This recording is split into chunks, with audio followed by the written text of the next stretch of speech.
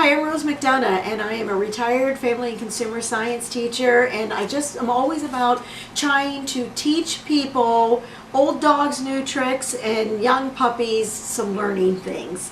And today I would like to talk about peaches. I love peaches. Last year I only got a few of them. I don't know why, but I didn't get so many. So this year, when I heard that the peach truck was coming through, I immediately placed my order and got my information. The peach truck is coming and where I could pick them up and everything else. Had my QR code, and I went and I got my peaches. So I got a box of peaches, and these are Georgia peaches. They were picked, but they're not exactly right, but they weren't picked green. They were beautiful. So the directions tell you to take your peaches and lay them out on your counter. Well, I wasn't going to do that. So I had this box and another box, and I have some of these in there. Well, these are not peaches. Well, no, they're not. They're apples, because apples have natural ethylene gas that they push out. And I put them in here with my peaches, and my peaches are all beautifully ripened. Brooke had one when she got here today. I've already eaten one this morning. They're beautiful and they are ready to go. I can't eat all these peaches in the next couple of days. Even with my whole family, we can't eat all these peaches. So I wanted specifically to do something with them. And I wanted to make peach pie freezer filling. I did this a while ago when I was teaching the kids. Somebody had given me apples, and so we did that, and we froze our apples, and we had already done the filling for them, and that's what I've done. I'm using a Ziploc bag. This is the end product of the first one that I've done, and I'm going to walk you through the steps. So I'm pushing the peaches down into here, and I'm going to freeze it just like this. So in the middle of winter, when I need a nice peach pie, I'm going to pull this out. I'm going to have my pie shell in there. I'm going to drop this in when it'll be partially frozen, put something on top of it, whether I'm going to make a cobbler out of it or whatever, and we're going to make peach pie. And this is great to have in the winter. Now I'm going to do this in a two-parter. So we're going to do this one today, and then we're going to do a two-parter where we actually show the finished product of putting the pie together. So without further ado, let's start out at the stove, because that's where we need to be. So I started out with some boiling water, and then I have this strainer here. For this recipe, I'm going to use, based on how the peaches look, I'm going to use 7 peaches. I'm putting them down, I'm putting my timer on, and I'm putting my timer for 1 minute. I'm not cooking these peaches. I'm blanching these peaches. So while I have this going on, I already went over here, I got cold water, I got ice cubes, I tossed those in, because once we pull them out of here, we're going to put them into the ice water. From the ice water, then we're going to pull them out after they have cooled off, and we'll go to this next step. So consider this to be boiling water. 1 minute is step 1. Now the recipe that I had originally gotten was from a ball canning jar book, and it was freezing. I liked it, but I wanted to do some tweaking. So I've gone online, I looked for other recipes, and I found one from 12 tomatoes. Maybe it's 10 tomatoes, I don't remember, but whatever. And they adapted it from somebody else. Well, I adapted it back to how I wanted it to be. And it's a really good recipe. They do another video. If you choose to look at that one, you can get another video from there. But this is an easy way of doing it. All right, so I'm turning this off, and I'm going to turn this off. Try not to burn yourself, because remember, the water was boiling. I'm just going to pull this up, pull it up here. I want to get my peaches out. You see how they have a total change of color? That change of color is obviously because they had been blanched. So I'm pulling them out, trying to drain them, put them in here, and we're going to go and drop them into the ice water. All right, so we've got step 1, pull them out. Step 2, they're going into the ice water. And from there, we're going to come over to this one. I've already chopped up some of mine, and I put my lemon juice on top of it because I did that ahead of time. You want to take your peach, put your knife in the middle from the stem to the blossom, twist it. Now they say that the sweeter part of the peach is the one that keeps the pit in. I don't know if that's true, but that's what they always say. And because I have blanched this and then put it into the water, you see how easily it peels? And that's exactly what we want to do. You don't want to have it cooked. So when I am cutting this, you're going to hear it going kind of through the peach because it's not cooked. It's just softened, and you can see around, it was just around that outside that started to heat up in there, and you have the skin on there. It didn't go all the way through. It's just still a raw peach basically. Once I have all of these off, I like to put them just down here on my cutting board, and I always like to put them down flat side first. Down. It's easier to work with the peaches when you do that. You obviously, if you feel comfortable having them in your hand, you can cut your peaches from in there. Push the peach pit, throw it out. That's my mulch, so we're going to actually throw that back outside, and some animals are going to come and eat that and be happy to have some of this peach stuff going on.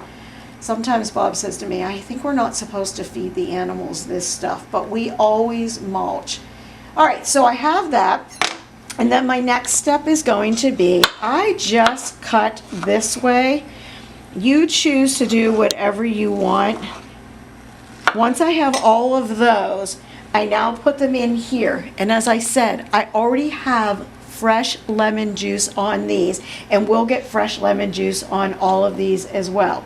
So after I get these cut, we're going to move to the next section, and you're going to see how quick it is to do this. So I have all 7 of my peaches. They've been sliced. I put them in. I'd like to tell you I used my rubber scraper, but I did not. After I put that lemon juice on and I got the extra ones in, I just put my hand in and flipped it over. And because I have this great faucet, then I was able to go over. I motioned, I waved in front of the faucet, and I could rinse my hands off, and I'm ready to go. I'm going to take in a small bowl, and I'm going to add 1/3 of a cup of flour. I'm going to add 2/3 of a cup of sugar. So altogether we have 1 cup of a dry ingredient in here. Now if you end up going to, and I want to make sure I get the name, 12 tomatoes, you'll see that they use brown sugar. I know people who use brown sugar. I just don't particularly want to. I like the white sugar. I just like the look better, and I like the flavor better. I like to add ginger to mine, but not everybody else does. I'm adding cinnamon, and I'm adding nutmeg, and cinnamon was the last thing to go in. Cinnamon is 1/2 of a teaspoon. It's 1/4 of a teaspoon for the other 2. I'm just going to grab my whisk real quick here and mix all this up. I know I could use bigger bowls, but I always tend to end up using small bowls, just the way it is. Maybe it's because I'm a small person. So obviously the sugar is to sweeten a little bit, plus it makes that syrup. The flour is to thicken it as it's making a syrup. So as you're cutting it, it's not going to be juices running out. That will work. I know somebody who also uses cornstarch when they do it instead. You can use cornstarch. I'm using flour. If you are having things with gluten allergies, you would definitely want to use something different. You wouldn't want to use white flour. All right, I have it nicely mixed up, and now I'm just going to pour it right in top of here, and you know now I have to use that rubber scraper. So I'm going to use the rubber scraper, lifting. I could have used a bigger bowl for this one, but I really wanted to use the glass bowl so that you can see it being mixed up in here and how simple and quick this is. Truly, even though I know when we're doing the videos, we kind of cut out a little bit here and there so we can keep you under 15 minutes and not bore you. Although I cannot imagine why anybody would think that I was boring. However, we want to make sure that you realize on this particular recipe, it is quick and it is easy, and you can do this. And I just do mine batch by batch. I don't do all of my peaches at once. I would lose my mind if I did that. It just doesn't work for me. I like to keep count of how many I've done, and there's too many times that the phone rings, the dog barks, the cat meows, and I would prefer not to. That's it. It's mixed. Now I'm going to flip over to here, and I take my Ziploc bag, you know, just a normal Ziploc bag, but I am using a freezer bag. And you see how I fold it into my bowl, over top of the bowl? Real weird about doing this. It just makes it easier for me, and I don't have to worry about it falling over. I'm not going to be able to get all the peaches in here until I actually pull it out of the bowl, but by then I've got a good base going on. And now I can just go ahead and lift the whole thing off of the bowl and drop it down.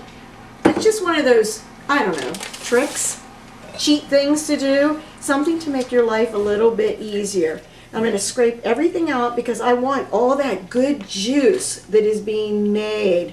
Oh, how wonderful. I wish you could smell it. It just smells so good.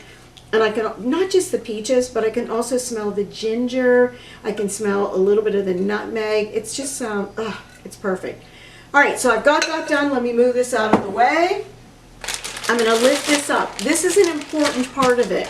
You wanna go from the bottom and start pushing, pushing, pushing. I need to get all of the air out. You don't want to be freezing the air inside of there if you can help it. So I'm gonna push, push, push, and then I'm going to start to roll a little bit. See how much more air has come out? That's why you roll it. And then I'm going to close it up. Once I've done that, I'm going to my pie plate. I happen to have 3 pie plates. So that's why I'm going to do 3 batches tonight, because I have the 3 pie plates. I'm going to put them in here, stack them on top of each other, and put them in my deep freeze. Tomorrow I can do this all over again and do a couple more batches of them, put them into the pie plates, and I'll be ready to go. So I don't want to lose any of that good juice, so I'm going to now push that back a little bit. And I'm going to come from the corners because I'm not going to need corners. I need it to be more rounded. Get my juice off of there and lay it in. And now flatten it back out. And as I do this, I see a little bit of air. So I'm going to push, push, push, push, push, and try to push some of that air back out again, and then close it back up. That's it. This is how easy this is. Put this in the freezer. You're going to mark what it is. And now in November, oh, maybe you want a peach pie when you're having your dinner for Thanksgiving. Maybe it's just winter and you want a taste of summer. You're ready to go. So these will stack right on top of each other and go in my freezer. Once they're frozen, I can pull them out. They're already preset and I'm ready to go. Can it get any easier than that? And this is the time to get peaches. All right, I hope you're gonna like to do this. We'll have a part 2 set up because I'll actually do one and I'll freeze it, and then I'll show you how to make a pie out of it. But between now and then, of course, I gotta do some shout outs. Selena Nader, I probably said her last name wrong. She was my exchange student who lived with us for many months. Gosh, Selena, I can't even remember what year it was now. I feel like it was 2013 maybe that you had lived with us, 2014. Thank you for subscribing. I appreciate it. And I told her it will help her remember her English. And Zach Lazavoy. I know him as Zach. Other people know him by his nickname, but I will always call him Zach. Met him in Home Depot, I believe it was, and then Costco, and had told him about this, and he went home immediately, or maybe he did it in the store, and he subscribed. So thank you so much. Please tell other people to subscribe, like me, leave comments. Tell me things that you want to learn how to do, because Brooke and I are always brainstorming. But if we had somebody else saying, hey, try making that, well, I can say, I don't know how to make that. Or, oh, absolutely, what a great idea. Thank you so much. Hope to talk to you soon. Bye.